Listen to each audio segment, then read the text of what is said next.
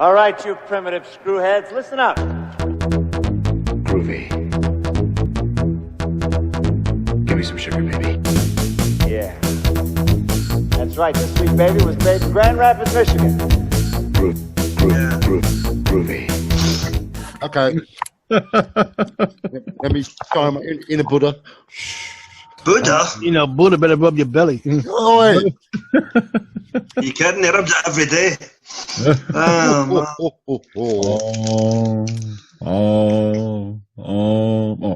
So Bruce Campbell. On hair to the great one. Oh man. I watched that the other day. Oh, so good. Gareth Roberts. Not Gareth Roberts. What was his name? Gareth Hunt. That's it. Gareth Roberts. Okay. Good evening, everyone. Welcome to the Omega Files. I'm your host, Dr. Freedom. Tonight we're going to sit down and have a little talk about a series that suddenly just shot its way on the television. And that is Ash versus the Evil Dead. And it literally shot its way on television and chainsawed and bludgeoned and a lot of other things. Okay, let's intro everybody. Let's get around there. Get hey there, hi there, ho there's from everyone. Let's start with Phillip. Hello. Oh, excuse me. Well, there goes. And we're done. Right. Not even 30 seconds in. Okay, Graham. Well, I was beginning to feel like a right dick. Let's dance. Okay, AJ. Say hi to my boomstick. Okay, Ryan. Hello, everyone. All right, William. Hey, how you doing, everybody? Tim. Hey, how you doing? And Lady Neo. Hello. Okay, so it's kind of strange because the first movie, Evil Dead, came out like back in 1981. All right. Someone's running the vacuum. No. Yeah, the original movie came out back in 1981. Then we had, I think, a sequel. Was it? They had their, well, I'm not sure if you can call Dead by Dawn a sequel or not. It's kind of sort of a remake of the first one. And then you had Army of Darkness, which is being excluded due to, rights. But it just amazes the hell out of me that we're going on how many years later, and this is still a phenomenon. Bruce Campbell is still larger than life, and it's just amazing me. But let's get everybody's thoughts on this. Let's just get some opening thoughts. Heck, let's start with Lady Neo. Opening thoughts on Ash versus the Evil Dead. Oh, opening thoughts. At first I said, okay, Ash versus Evil Dead. Then I realized, I said, okay, Bruce Campbell's coming back. Okay, this might actually be good. So, looked at it and said, holy crap, it's like I'm watching the movies all over again. Must keep watching. Have to keep watching. Bruce Campbell and Ruby's my new best friend.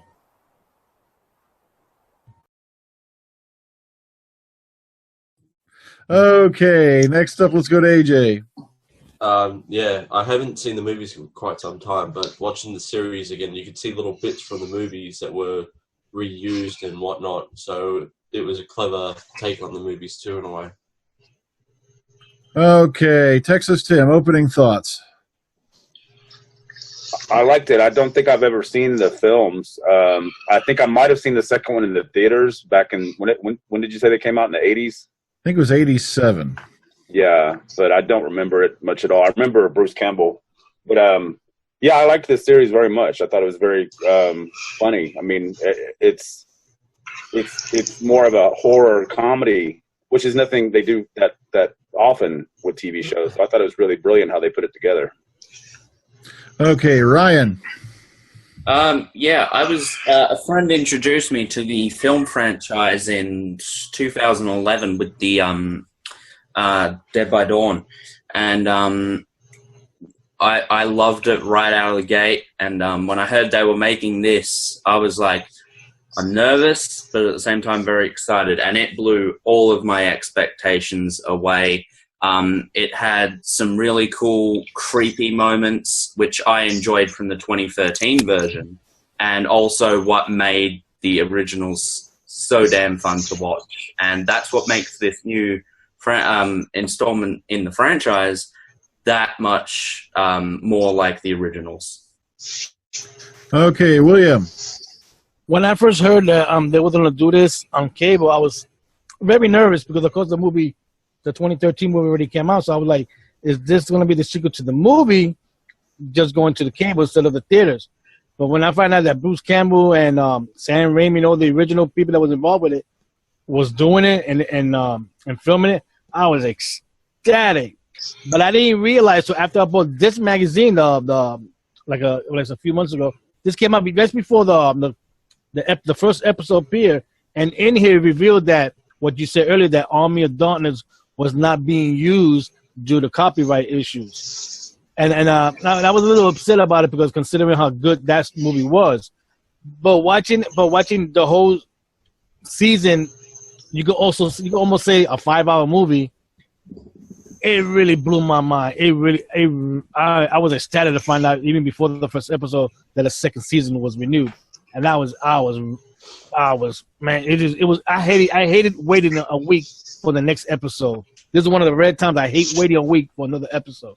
This really got me hooked on it, so I can't wait for the second season to come back. And it brings some great new characters into this series. Okay, well, let's go to Philip. Yeah, I watched the original movie franchise back in the day, and I remember it being quite well received by various people. Going into this series, I wasn't too sure. I was like, okay, I'm not really knowledgeable about movies like horror movies like this. But having watched it, it's got a lot of fun in it. As Tim said, it's the humour mixing with the gore makes it fantastic to watch. There's laughs galore throughout it. They don't take themselves seriously. That's a good thing about it. They don't take themselves seriously. Bruce Campbell still does Ash as he did in the movies, and the two companions, I keep getting their names wrong, but I'm going to say Peppy and Ruby and the other girl. They all Pablo and Kelly, you racist. Okay.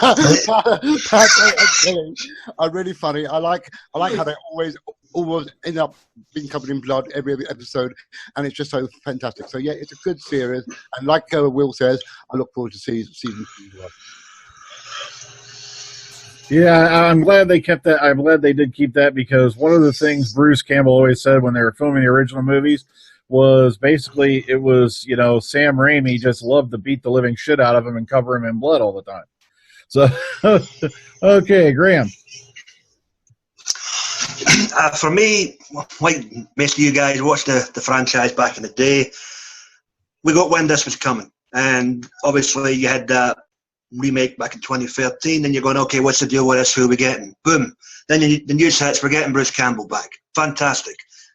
Sam Raimi's back. Fantastic. Two major pieces of the puzzle are now in place. Now what you've got today is put some good chess pieces on about them to make a great series. You've got Lucy Lawless as the supposed Dark One, Ruby. Somewhat cameo roles for the majority of the season until you get to the last 3 or 4 episodes, but she's phenomenal in the role. Dana De Lorenzo and is it Ray San Diego? Yeah. Pablo and Kelly. Pablo. Phillip, you've got me doing it now. Pablo and Kelly. Pablo and Kelly. Yeah. They were great as well. Two sidekicks that bounced off Bruce Campbell really well, and even Jill Marie Jones as Detective Amanda Fisher. She was a good supplement to the season, albeit as always as the case with one of these seasons, somebody's got to bite the dust. And well, spoiler alert, it was her. But there was other cannon fodder, great comedy and blood and gore along the way. This is phenomenal. Season 2, looking forward to. Booyah, we're off to the races. Bite my broomstick. Thank you. Okay, yeah. Let's go ahead and talk about the sidekicks in this one. That's one thing that's way, way different, because back in the original movie, it winds up, pretty much, spoiler alert, being him, after he's gone up to this cabin with his college buddies, but at the end of the day, it's him versus the cabin. And then, of course, in Dead by Dawn, it was him and his girlfriend. And then, of course, Army of Darkness just went way out there. So let's talk about the companions. All right, I'm going to leave the floor wide open for this one. Let's go for Pablo. Anyone want to jump on Pablo? Phil? Stop. You want to take that one? Pablo, I like Pablo because he's your typical. I don't want to be a hero, but I'm being roped into it kind of person. Yeah, he's real nerdy, isn't he? When Yeah, he starts out. And it's almost very girly when all the blood and gore happens. He's like, ah! You know what I find? Yeah, go on. Okay. No, I was just going to. Somebody's lagging here. What I found was, like you say, he's like the guy who's being forced to play the hero against his better judgment, you know. But he finds it within himself to step up to the plate when there's somebody he cares about involved within any given scenario. Ergo, in this case, it's Kelly. Probably there's a lot of comedy towards it, but even in the midst of all this blood and guts and horror and horror, he's got time to try and chat. Blood and guts. He's got time to try and chat.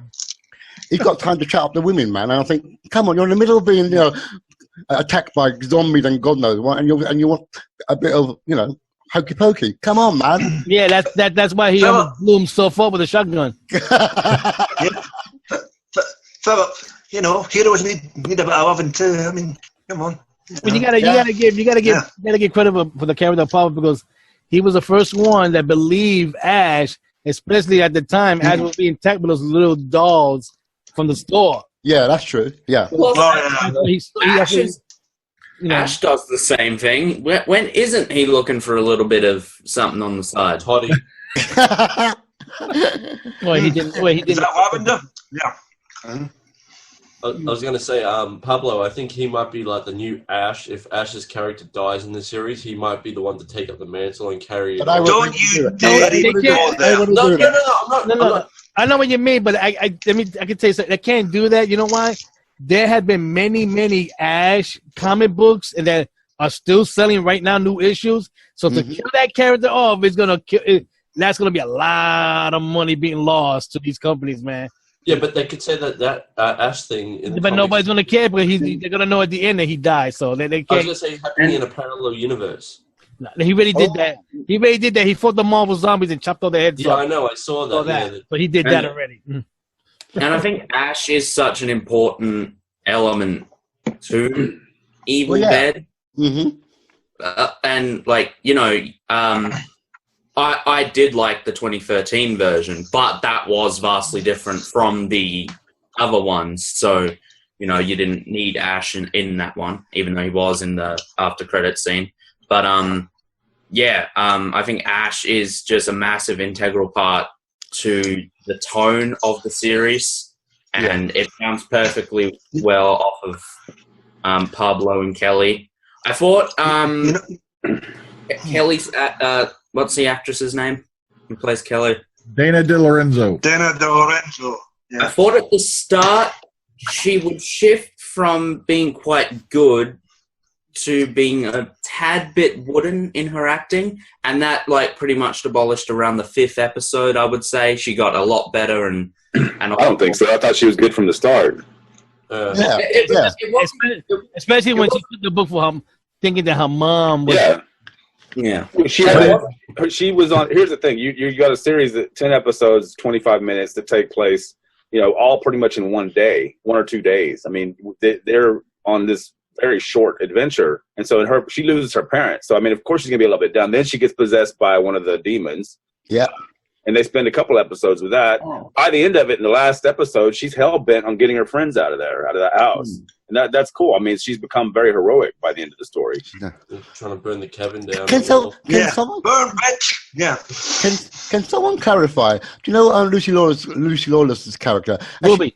Was Ruby always a demon before we realized? We can't get into that probably the next season because it looked like at first that she was somebody that wanted revenge on Ash, claiming that Ash killed her parents. Yeah. From the second movie.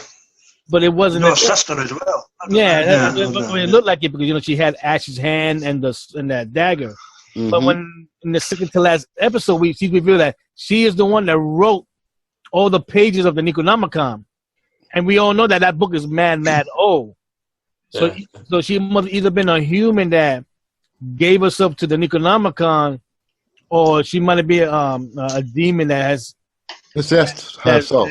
That possessed the body. But you got to remember when in the earlier episodes, when a demon came to where Pablo's uncle died, he looked at Ruby and knew who she was and wanted her dead. Ah. And there would be no evidence to place Ash at the cabin. The hand is following him wherever he's been. Yeah, but she wouldn't know it would be Ash. No, it's his own hand. It's him. It's telling. Yeah, that's his own hand. So it'll be linked to him in some way. Yeah, but she knows by name is my point. If she knows his Ash, she can't mention his name. She knows his Ash. But that's the thing. If she was human, she would have no earthly clue who the hell Ash is, what his name is. She'd just know, okay, someone's killed my parents, someone's killed my sister, all of that. Here's a hand, and it's pointing. Apparently, all those were lies, right? Because actually, she is this demon thing, and she had her own agenda, which she revealed. That's what I'm saying. She had to have been a demon from the start. She had to have been a demon from the start because she had knowledge of stuff that she shouldn't have knowledge of. Unless it's a daughter that was actually possessed by the demon that wrote the book and is inside her. No, that's something we get into the next season. We're not about that now. Yeah. But I've got to say though, just touching on Ruby, I wonder if Amelia Clark pushed a phone call, taking a wee page out of Daenerys' book there about the whole coming out the fire. Nice. Well, that's the first time that scene has been done, so the horror movie. No, I'm just kidding. Yeah. But to be fair, that was a clue right there that she wasn't human. Yeah, that she was something else, because we saw her burn up, and then the next episode we see her, she's just stepping up out of the ashes, naked. Naked with side boob and healing. Also, to your point, William, about the whole Army of Darkness thing, I'm still glad that it got a few mentions in there. El Jefe. Yeah, Hellfire. Oh, no, I'm talking about when the hand grows another Ash. He talks about Also, the one drawing in the book. Yeah, that's been done repeatedly, and that came into play in a third movie also. And also, near a castle. I do find it strange how they reference the first movie and reference the opening 8 minutes of Evil Dead 2. Because the first 8 minutes, if you ignore the first 8 minutes of Evil Dead 2, you can chuck that on to the end of the first Evil Dead and have a continued story. But you can't do that beginning from the first 8 minutes. And they reference both of them. Okay, go ahead, AJ. Yeah, number 2, I read somewhere, wasn't actually a remake. What it was they couldn't reuse the footage from the first movie to recap what happened. So they reshot some of the stuff quickly for the beginning of the movie just to give people of an idea of what happened in the first one, and then they carried it on from there. Okay. Mm-hmm. That's what happened. Flashback angle? Yeah, okay. Yeah, like a flashback, yeah. Okay. It wasn't the same, he had his girl there, she became possessed, he had to kill her. Yeah. We saw her head pop up later on talking to him. Yep. Yeah. A nice wee conversation in the shed. Yeah. Also, another reference to the second movie was the body in the cellar. Yeah. Yeah. Which was also in the remake too. Yeah, that was the big redneck guy, who had the tow truck. Yeah, I was almost beginning to wonder, are we ever going to find Bobby Joe? Bobby Joe. My friends and I always laugh at Jake's bits in the movie. And when we saw that, we kind of lost it. We were just screaming at the screen. Two things I've got to bring up. Mm-hmm. Okay. You go, Ryan. Oh, you can go. No, finish what you're saying. Oh, okay. This is great, isn't it? What? The part when he's cutting his twin up, and just the two of us are playing. That was great. Yeah. Sorry, Graham. The question: the cabin, is that the same cabin that they used in the movies? The original cabin was out in the middle, I think, of the woods, like Tennessee, and it's long since fallen down and gone. Okay, so they just recreated it then. Yeah. I think the only thing that was left of it really was like you could see where parts of the bottoms of the walls originally were and the original fireplace. That's not it. Okay. The original cabin did not have a cellar. That scene was filmed separate. Yeah. Also, the second movie, the cabin and all that was actually inside. If I remember, it was a high school. Oh. They used for the studio. It was a gymnasium. So the second cabin was all constructed in a studio. Well, it was actually a gymnasium, and third movie, of course, didn't involve the cabin pretty much. Okay, we're forgetting one person here. What about poor Amanda Fisher? Yeah. That's just squeeze. I loved the lavender. You wish you could squeeze that. You know what? She was a good character. It's just unfortunate that in these type of shows, somebody's got to bite it, and it's not going to be the two main ones. At least know in the first season. So sorry, Amanda. Thanks for coming. Yeah. Let's just say she got a little horny. Indeed. Yeah. This was the episode I didn't watch until like the day before the next one came out, which I'm kind of thankful for because leaving on that would have brought a bummer to my week.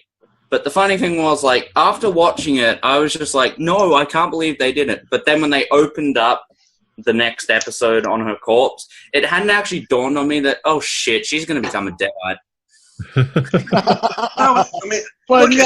Remember in the very first episode, her partner became one. Then she asked in the diner, and the chief came in. He became a deadite, and then the two employees that worked there, the waitress and the cook. So, you know what? The one that asked one to take in the bathroom. Yeah. You know what? You brought up the scene in the diner, man. Kelly was badass in that scene, man. Take that bitch, put her in there, and just go. But yeah, remember, she really got upset because of her parents being killed in the earlier episode. There you go. But two things I want to bring up about this series, man. Obviously, the humour, whether it's casual racism or no, that was just phenomenal all the way through. Up go the crosses at the gravesite. They were Jewish, right? Oh, really? Yeah. Things like that, just wee subtle things like that, and all the Mexican jokes for Pablo and all the rest of it. But then the second thing I want to bring up is obviously the special effects. The effect they used for Pablo giving birth to that wee... I know! I was like... coming out his mouth, you're like, oh, yeah, man. Good job, the production team, That scene had me almost throwing up. Oh, jeez, man. Don't watch that scene when you're eating the Cheerios. Yeah.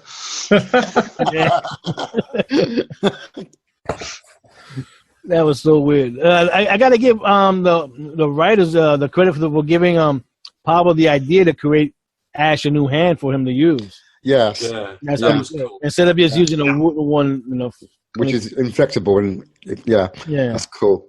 Although I was worried they were going to make a reference to the Power Glove from Nintendo, Nightmare on Elm Street. Nintendo. Remember they had a Power Glove. Yeah, I know. I remember the movie. Yeah. Was it the Wizard or something? I can't remember what they called it. Anyway. Yeah. Another thing I've got to give huge props to. I'm just wondering if they're going to be able to afford this, man. When it comes CD time, the soundtrack. The tune at the end of every episode, you're like, wow. I know, you hear classic rock music, like, yeah. It's all flying across the screen and stuff. Well, an interesting bit about that was in an interview, Sam Raimi stated that the 70s music was selected based on the lack of growth of the Ash character, as he's progressed over the last 30 to 35 years. And he said the music should reflect the last time he was actually engaged in society and living. So that's why they went that route. The score, believe it or not, was done by Joseph LaDuca, who did the original scores of the Evil Dead movies. Right. All right. I could hear that. So, interesting selections there. Yeah, plus, I was just looking through a listing of the soundtrack today. Oh, my goodness. They had a lot of good stuff in there. Free your mind and your ass will follow by Funkadelic. PJ Harvey, Alice Cooper, all that kind of stuff, man. Yeah. One of my favorite parts in the whole series was the whole trip out scene. Oh, I remember. Leroy, you can talk. Yeah. Eli. Bloody Eli. Oh, is it Eli? Sorry, my bad. Yeah. Eli Leroy. talking. Yeah, Eli talking. Yeah. You can't just bury that there. You got to go for it, man. And Jacksonville. Oh, yes. Jacksonville, Florida. Yeah. The scene I found the funniest was the two Ashes when they were standing side by side and Kelly and Pablo were trying to decide which one to shoot. Yeah. Oh, I yeah. like that. And to figure out which one. I could easily tell. I was going to say I could easily tell which one was the right one. You could see one had a clean stump and the other one had a severed off end. All you had to do was shoot the one with the severed off end. Hmm. If you look Well, closer, they ended up going with the one that was the most casually racist. yeah. There you go. Yeah. You're not racist against Asians. Why would I be? They give great massages with their tiny hands. You know what? I know you might be going to touch on it before we wrap, Brian, but the resolution in terms of how they capped off the finale. On the one hand, What kind of resolution is that, man? You got listen, but you're right. Hang on. All right, no, exactly. On the one hand, I can see why folk might be pissed with it because it's against his character. At the same time, you've got to lay some type of ground. It's not against his character. I think No, it's not. he would have took the card. Hold on, let's hear what Neil has to say. Wait. That's not against his character. I looked Then at what that. are people bitching about? I don't get it. Why are people complaining? Hey, look, listen to this. Not against his character. Basically, when I saw that ending, I said, this is the stupidest, campiest thing in the world. But then I said, hey, wait a minute. What am I talking about? It's Ash. Okay, you know what? All right. Maybe I picked up the complaints, Frank. Maybe I should have went with campy, but that tends to get thrown about a lot these days, you know? Especially when it comes to men about town. Yeah. Thank you, Kenny Rogers. Was if you listen to the commentary, I think it was on Army of Darkness, when they get to the part where Ash takes charge and all that. So one of Sam Raimi's biggest regrets was the fact that he made him too brave. He goes, Ash was always meant to be this big freaking killer. Yeah. So of course he was going to take the Jacksonville ticket. There you go. I hope in the second season we get to see a little bit more of what's going on in the world, or just wherever. I know what you mean. It seems a bit too enclosed, kind of thing. Like, yeah, when I was watching this season, I was thinking that I didn't personally have a problem with it because I'm like, it's a little more personal. But hopefully, in the next season, they can expand the time limit a little bit. And I don't think it needs that. I think it's better as it is because it's quick. It's all go. It's all action. It's boom, boom, boom, and that's it. They're done for the week, and you have to come in next week to see what the resolution is. Too. But Plus, we did have a couple of 40-minuters. I think that's the whole. No. What do you mean? He's talking about time, boys. He's talking about the expansion of where they are. Expand areas of where they go and be. Oh, what different cities they go and stuff like that. Yeah, and like affecting more than just them, as I think you're going to. Yeah, and the time limit worked for the kind of condensed story that was being told. We had like a few plot lines that were involved around the small group of characters, but if they expand upon that, introduce a few more characters, show what's happening out there in the world, then I think that could really lend itself to a little longer of a time limit. I'm not saying put it to an hour or even 45 minutes. If we had... I think they did that with the... Go on, Tim. I think they did that with the chick cop, because she ends up, hanging out with Ruby for a while, and then she ends up hanging out with them before she ends up, meeting her sad fate. But I mean, you also had the hikers from New Zealand that were hanging around for a few episodes. So I think all of that is there. It's just a very quick moving show. Yeah. Yeah. You also had that group of militia who got wiped out. I forgot about them. You're right. I forgot about them. Pablo with the poor guy against the tree. Take the mask off. I just like how over the top all the gore is. It's just so over the top. Yes. It's funny. It's comical. I mean, like when when Pablo's trying to, you know, get the when he backs into the guy into the tree and whatnot, like man, it's just crazy. Every time I see gore like that, I think back to the massive blood fountain in Army of Darkness. Yeah, he's allowed. Kelly must have a good washing soap to get rid of all that her clothes when we see the next time. Unless she has an unlimited supply of the same clothes. I thought what was a bit too much was when I think it was Kelly, when she's possessed and then they got her tied up against that stake thing and she's peeing herself and I'm like, okay, that's a bit much for me. Wait, what? When was that? I can't remember which episode. Oh yeah, there was one. Yeah, where she was peeing herself. That's right. Yeah. I'm gonna go back and watch that now. Yeah, dirty cookie. The thing I liked was when she was possessed, she was smoking pot out of a shotgun and she was trying to get Pablo.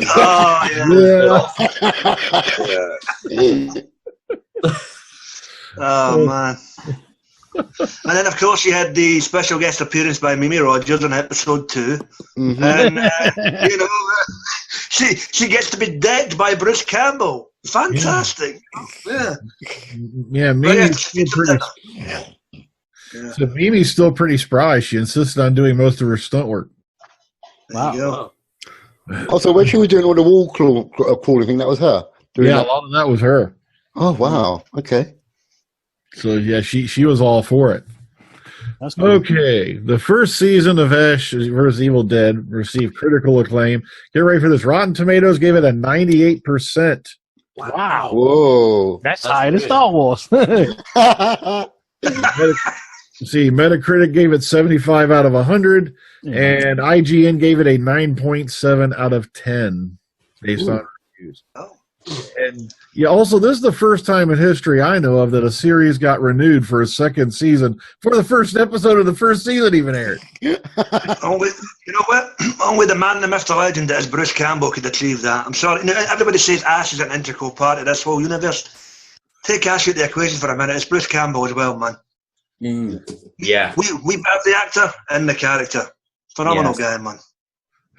And this is the first time in a while I've seen my brother actively say, I can't wait for the next episode. I've never really heard him say that before. And he sat with me week after week watching this show, which doesn't happen a hell of a lot. Well, I think it's good, too, that you don't have to have seen the films. Because like I said, I've seen one of them and I don't remember it. And you get into it and it's just boom. It's very, very, very funny, very well made. So you can go into it not knowing anything about it and enjoy it. Yeah. Yep. You also got to give that for the first episode. It was directed by Sam Raimi. Yeah. Mm-hmm. Yeah. Why do you suppose he didn't direct the whole series? He wanted it, I guess, to have a variety of people come in and try their hand at it. Yeah. And so there were a lot of different directors. Oh heck, I wish I remember some of their names. Sheesh. There's quite a few. Yeah, what's the bad though? I mean, for 2 40-minute episodes and 8 half-an-hour episodes, kind of grumble, man. Yeah. Grumble. I think it's designed to be binge watch, like on Netflix or on DVD. It's just designed to just pop it in and watch the whole thing in a day. Here's some of the directors' name: Michael J. Bassett, David Frazee, Michael Hurst, Tony Tilsey. Why does that name ring a bell? Rick Jacobson. Yeah, there's also different writers on just about. Matter of fact, Ivan Raimi contributed in on one episode with Sam's brother. Yeah, you keep forgetting there's 3 Raimi brothers, man. You and Sam and Ted. Yeah, everybody keep forgetting about Ivan, man. Yeah, Well, Ted was Joxer. We can't forget him. No. Well, yeah, that's true. Okay, heck, there's something else I want to throw. I forget. Oh yeah, that's what I was trying to remember. Oh yeah. So now this don't quote me on it. This is not fact. Is that remember the 2013 movie was supposed to have a sequel? Yeah, but it turned Yeah, and then the end of that sequel, that Ash was going to show up. Yeah. But since this now became a TV series. No, what was going to happen was this. There was going to be an actual sequel to the last Evil Dead movie, the originals. Then there was going to be a sequel to the remake. And then there was going to be another movie after that where they both meet up. So, but instead they decided to go with a TV series because, what more could you ask for? Would you rather do a 90 minute to 2 hour movie or do a 5 hour movie, spread out over 10.5-hour episodes? And that's why Sam went that route. Yeah, So TV is always better. Well, and cable TV where you can, Well, but the thing is, yeah, but the thing is, the rumor is, let me finish this. The rumor is this series is a big hit. That's why I got a second season. Don't quote me on it. I have to check on it. The girl from the remake might appear in the Yeah, that's a possibility. So you might want to keep your eye out for her because she may just turn up. I honestly hope that happens because I did like that movie. Yeah, well, even if that thing happens, or if what was supposed to take place with the 2 movies in terms of the 2 sequels and then the meet-up happens, that's still a better constructed way of doing things in your Justice League. Sorry, DC. Batman. Like I said, I cannot recommend everybody enough. If you've not seen the original movie series, go back and watch it. Be prepared to be scared, prepared to laugh your ass off, prepared to be disgusted, probably slightly. And if you're gonna watch the third one, make sure you watch it with the original ending, not the happy ending that gave us in Hollywood. Yes. Well, the original one too long. All right, calm down. Try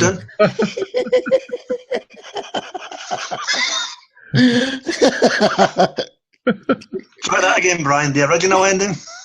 Oh, all right, yeah. Well, they changed the ending on Army of Darkness. That's why what happened was the original ending aired in Europe, and then the ending for America, of course, and the Bridget Fonda ending, we'll call it, with the S-Mart sequence, the ending here in America. But in the original one, he took a couple of too many drops of this potion. One drop too many.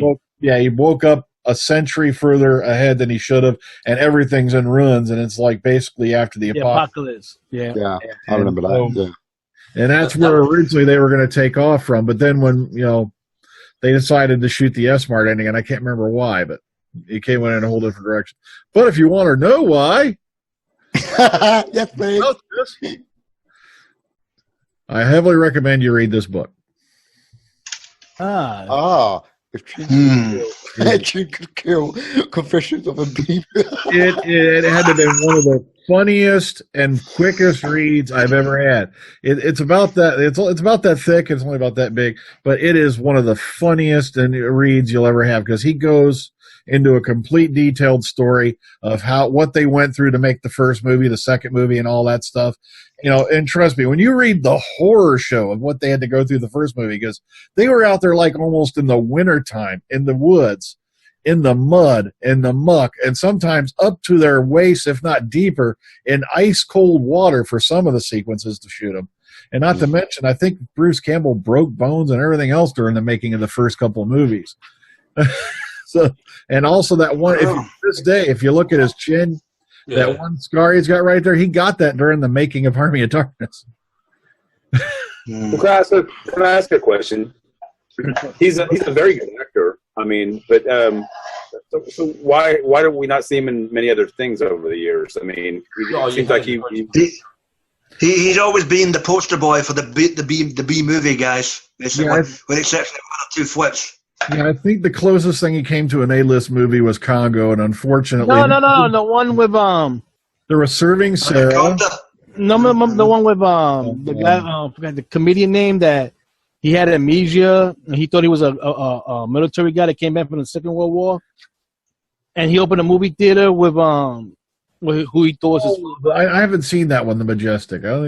Bruce Campbell's in that movie as a movie that's playing on that. He directed it, that's how he got his memory back. He tends to do a lot of TV as well. I mean, he was in Xena. Was it Breaking Bad? What else? Was it Burn Notice? Burn Notice. Yeah, Burn Notice. Oh, okay. 7 years. Yeah. So he's been out there around. Well, he's been in other movies. He's done the 3 Spider-Mans in the Congo. He's done a lot of movies. Sometimes he either star in it or he just did a cameo in it. That's because basically Sam, said, here, you want to come in and do me a favor? Yeah, there's a paycheck, mate. Yeah. And sadly, I think, as he said, he goes, at one point he was beginning to wonder if Sam's car wasn't in more movies than he ever was. That damn 83 Oldsmobile. Probably was, actually. I think when he went to the set of the original Spider-Man movie, the guy who was driving him, he saw the car sitting there. He goes, my God, it's like, what? And he goes, he's got 11 of them now. I'm surprised that wasn't picked to be Christine. Christy. And there's also a very amusing story in the book of Chinska Kill of what happened to the original car. So you gotta read that. It is freaking hilarious. The trick he pulled on Sam Raimi. Okay, so I think it's getting to be about that time again. Okay, let's rate this just as a series as a whole, because we're not going to go episode by episode, because Okay, let's start with Graham. Out of 10, what do you rate the first series of Ash vs. Evil Dead? 10 episodes. 10 out of 10. Booyah. Dance bitches. See you next year. Okay, Philip.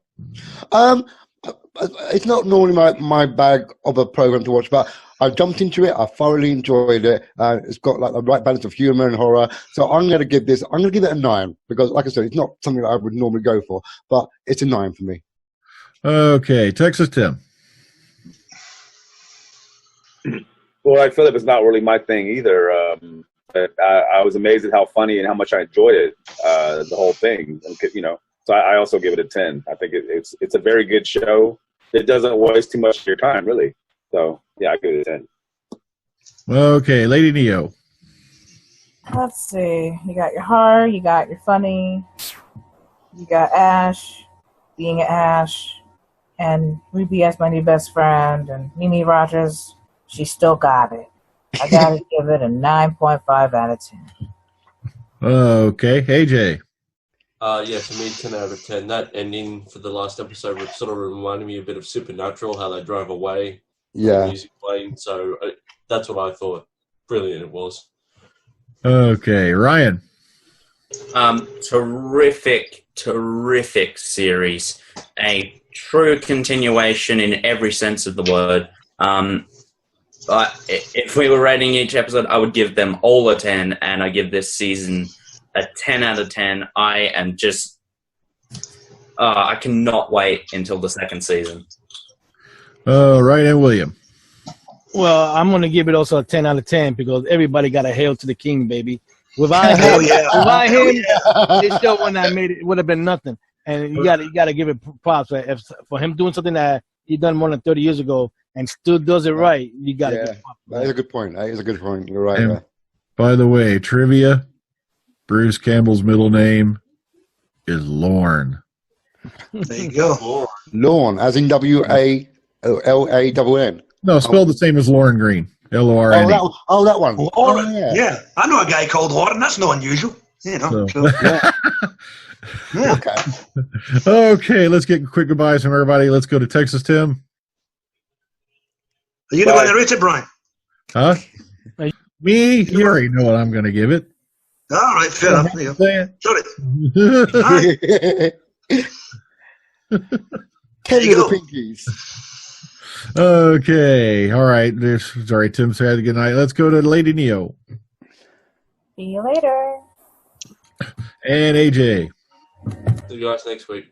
Ryan. Thank you for having me. It's been a groovy time. Looking forward to next week. All right, William. Thank you for having me here. I hope to be here next week. Philip. Hasta la vista, baby. See you later. Long movie, fools. Graham. I look forward to being back next week for No More. I'm off to Jacksonville. Yeah. So, join us next week because we're going to take another dip back into the Big Finish audio series. We're going to have a little talking about the War Doctor's first box set, Only the Monstrous. Ooh. I think we're going to have some fun with that because it gives you a lot more insight into that particular incarnation of, well, we can't call him the Doctor now, can we? Well, No, we can't. He doesn't like that. Remember? Sometimes he likes it, sometimes he doesn't. You know, yeah. Don't call me that. Well, until next time, everybody, take care. Enjoy the rest of your weekends. Groovy. Thank you.